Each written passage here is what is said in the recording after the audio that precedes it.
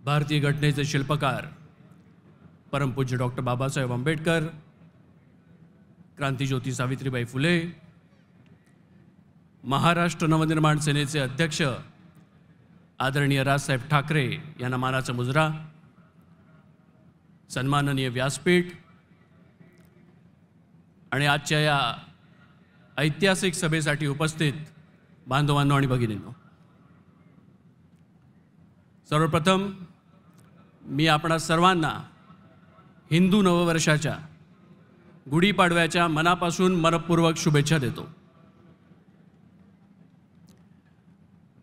आज आदरणीय साहेबांनी मला बोलायची संधी दिली त्याबद्दल मी त्यांचे शतशः आभार व्यक्त करतो।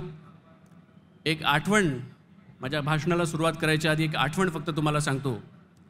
3 मे 2008 रोजी पक्षाची अभूतपूर्व विराट अशी सभा याच छत्रपती शिवाजी महाराज मैदानात झाली होती। त्या दिवशी मी एकदम शेवटच्या रांगेत, ते पण खाली मातीत बसलो होतो। तिकडे जो बसलो होतो तिथून जो प्रवास सुरू झाला तो आज व्यासपीठापर्यंत आला। हे फक्त आणि फक्त महाराष्ट्र नवनिर्माण सेनेमध्ये होऊ शकतं, इतर कोणत्याही पक्षात होऊ शकत नाही। मी थोडक्यात माझे 1-2-3 मुद्दे आपणा सर्वांसमोर सांगणार आहे। त्याच्यामधला मुंबईतला अत्यंत गंभीर प्रश्न म्हणजे बांगलादेशी लोकांची घुसखोरी। आज सर्वत्र मुंबईमध्ये जिकडे जिकडे तुम्ही पाहाल, खास करून फेरीवाले हे आपल्याला बांगलादेशीच दिसतात, बांगलादेशी घुसखोरच आहेत ते।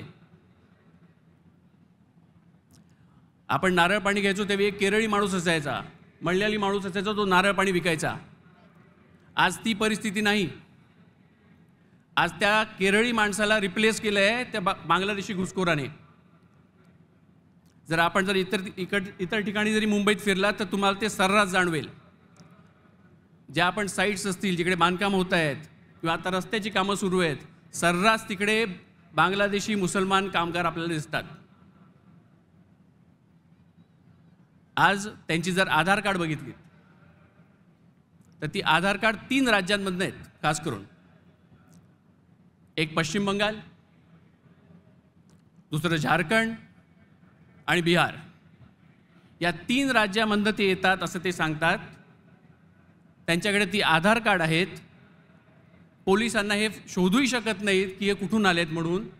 अशा प्रकारची आधार कार्ड बनवून ते मुंबईसारख्या शहरामध्ये, ठाणे, पुणे, इतर शहरांमध्ये घुसतायत आणि हा येणाऱ्या भविष्यामध्ये हा धोका आहे। त्यांच्या ज्या बायका आहेत त्या पण आजूबाजूच्या वस्तीमध्ये घरकाम करतात, जेवणासाठी जातात आणि आपल्यामध्ये पसरून आपल्याला असं वाटतं ते आपलेच आहेत, पण ते नाही आहेत, ते बांगलादेशीच आहेत। हे पोलिसांनाही ठाऊक आहे, पण त्याच्यावर कारवाई होताना दिसत नाही। खऱ्या अर्थाने जर बांगलादेशचा विषय घेतला तर बांगलादेश हे स्वरूप येण्यामागे मोठा हात हा भारताचा आहे। बांगलादेश मुक्ती संग्राम ही चळवळ जेव्हा सुरू झाली तेव्हा पाकिस्तानपासून वेगळं करण्यामध्ये जे प्रमुख भूमिका जर कोणी निभावली असेल तर ती भारताने निभावलेली आहे। आणि आज तेच बांगलादेशी, परवाची बातमी आहे, त्या बातमीत असं आहे की तो बांगलादेशी लोक आता चीनबरोबर त्यांनी त्यांचं टायअप केलेलं आहे। चीनबरोबर ते गेलेत आणि चीन आता त्यांचं सगळं काय बघणार। म्हणजे ज्या बांगलादेशी लोकांसाठी आपण त्यांचा देश वेगळा करून दिला, त्यांना मदत केली, तीच लोक आपल्या विरुद्ध उलटलेत, आपल्या विरोधात गेलेले आहेत। मूळ विषय राहिले बाजूला, आपण बाकी सगळ्या गोष्टींकडेच लक्ष जास्त देतोय। विषय अनेक आहेत,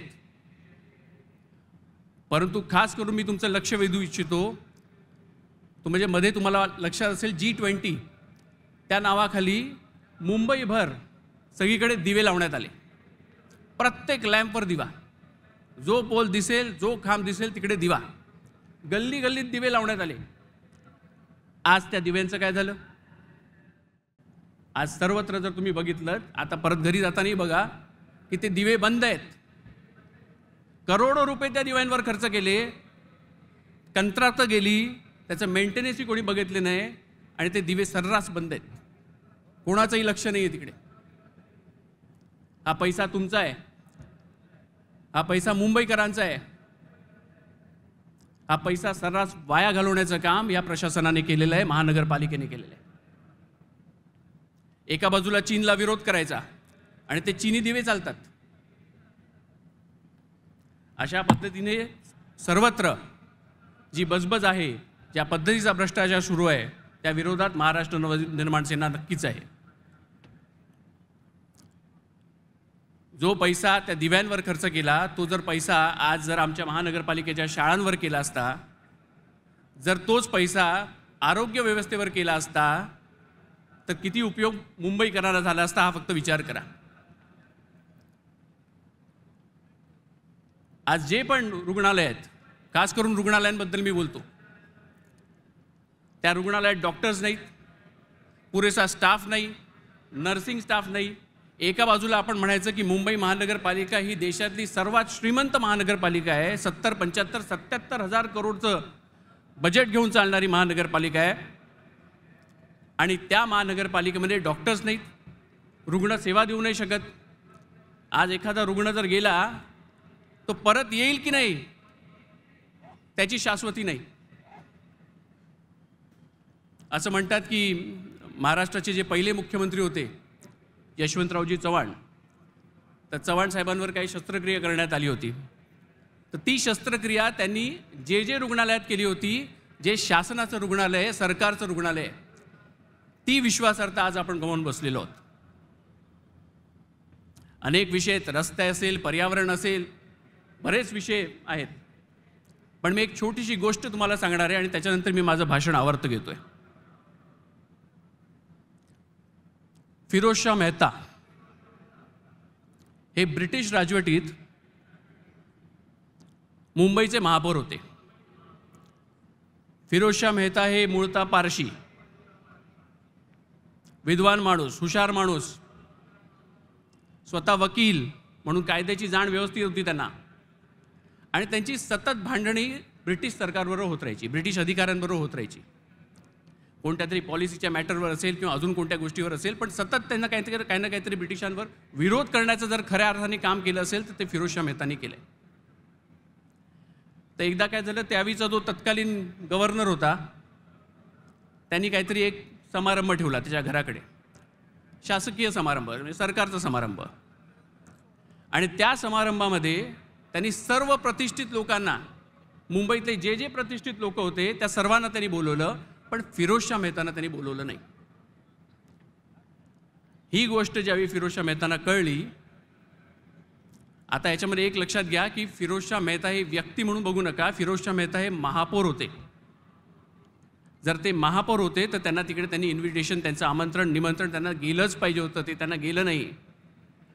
आणि त्यावेळी जी वीज कंपनी होती ती महानगरपालिकेकडे होती. आत्ताही मला वाटतं बेस्ट हे महानगरपालिकेकडेच आहे. तर ती वीज कंपनी जी दक्षिण मुंबईमध्ये वीज पुरवठा करायची, त्या लोकांना, त्या अधिकाऱ्यांना त्यांनी बोलावून घेतलं आणि त्यांना सांगितलं की अशी अशी अमुक अमुक पार्टी होते, त्याची वीज खंडित करा, वीज बंद करा. ती पार्टी होता कामा नये. ती पार्टी झाली नाही. सांगण्याचं तात्पर्य एवढंच आहे की जी वचक लागते ना, जी प्रतिष्ठा जपायला लागते ना महानगरपालिकेची, ती फिरोजशाह मेहता साहेबांनी जपली. इतरांना ते जमलं नाही. पण मी एक निक्षून सांगू शकतो की उद्या येणाऱ्या महानगरपालिकेमध्ये मुंबईच्या, ज्यावेळी मुंबईतनं महाराष्ट्र नवनिर्माण सेनेचे नगरसेवक निवडून जातील, महाराष्ट्र नवनिर्माण सेनेचा महापौर बसेल, त्यावेळी ती प्रतिष्ठा नक्की जपली जाईल, एवढी एक खात्री आपण सर्वांना देतो. पुन्हा एकदा तुम्हा सर्वांना गुढीपाडव्याच्या शुभेच्छा देतो आणि तुर्तास इथेच थांबतो. धन्यवाद. जय हिंद, जय महाराष्ट्र.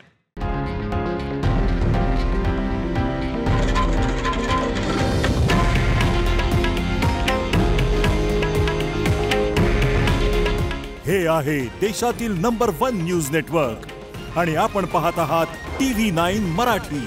काळजी तुमची, हित महाराष्ट्राचं.